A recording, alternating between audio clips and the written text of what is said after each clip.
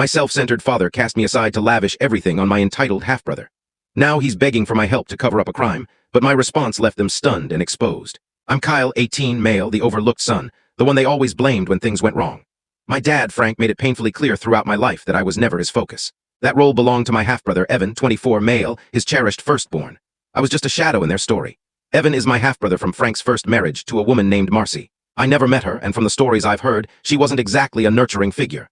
She abandoned Evan as an infant, and Frank overcorrected by treating him like a prince. I came along later, born to Frank's second wife, my mom, Laura, a warm-hearted woman who deserved better than Frank. Let's talk about Evan. He grew up spoiled, acting like the universe revolved around him. To him, I was a nuisance, and Frank encouraged that mindset, calling it tough love. What a farce. 6 months ago, I was gearing up for my senior year of high school, dreaming of college and breaking free from the dysfunction at home.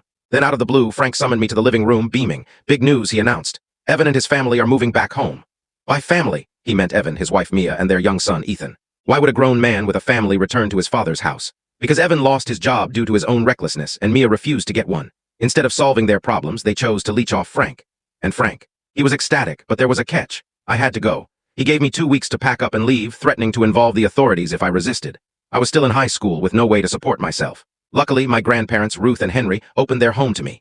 They were livid with Frank, but knew arguing with him was futile. Living with them wasn't always smooth, but it was a sanctuary compared to the chaos at Frank's. Meanwhile, Evan and Mia took over my old room, transforming it into a nursery. Frank indulged them, splurging on fancy baby supplies, something he never bothered with for me.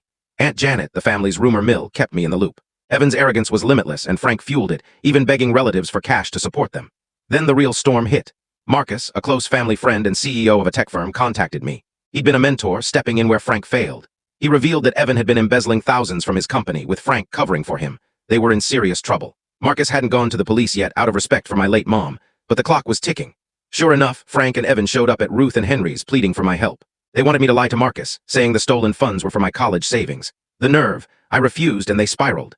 Frank flooded my phone with calls and messages, trying to guilt me with talk of family duty. When that didn't work, he even harassed Ruth and Henry, but I held firm. Marcus finally laid down the law, warning Frank to back off or face the consequences. Meanwhile, Evan's crimes snowballed. He'd been using company money for lavish purchases. Marcus had no choice but to press charges. In the upcoming short video, catch the complete story with the channel link provided below.